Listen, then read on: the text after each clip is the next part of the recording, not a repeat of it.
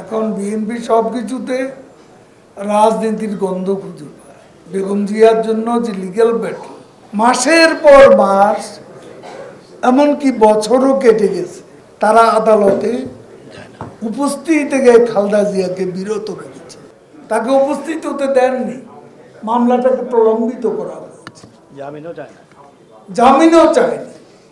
নিজেরা আন্দোলন করতে পারেনি।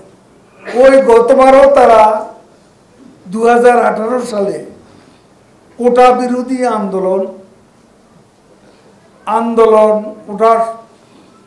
ওই আন্দোলনের সঙ্গে তারা ওই আন্দোলনের উপর ভর করেছে। এবারও আবার তারা নিজেরা আন্দোলনে ব্যর্থ, হেরে যাওয়ার ভয়ে নির্বাচনে যায়নি। এখন যদি কোটা সংস্কারের আন্দোলনের উপর ভর করে সরকার হটানোর দুরভিসন্ধি বাস্তবায়ন করা যায়, সেটা হলো তাদের লক্ষ্য।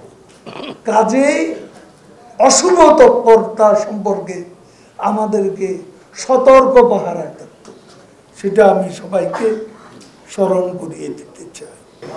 এখন বিএনপি সবকিছুতে রাজনীতির গন্ধ খুঁজে পায়। লিগ্যাল ব্যাটলটা করেনি তারা। বেগম জিয়ার জন্য যে লিগ্যাল ব্যাটল, কদিন পরপরই মাসের পর মাস, এমনকি বছরও কেটে গেছে, তারা আদালতে উপস্থিত থেকে খালেদা জিয়াকে বিরত রেখেছে। All time Roma. Taste it, love it. তাকে উপস্থিত হতে দেননি, মামলাটাকে প্রলম্বিত করা হয়েছে, জামিনও চায়নি। তারা লিগ্যাল ব্যাটেলও ব্যর্থ। আর এই শহরে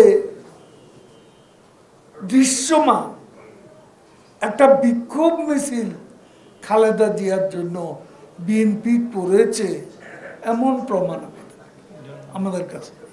একটা ব্যাপারে আমাদের কনসার্ন আছে,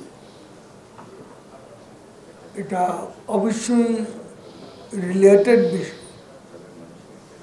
সেটা হচ্ছে যে অরাজনৈতিক আন্দোলন, শিক্ষকদের আন্দোলনও অরাজনৈতিক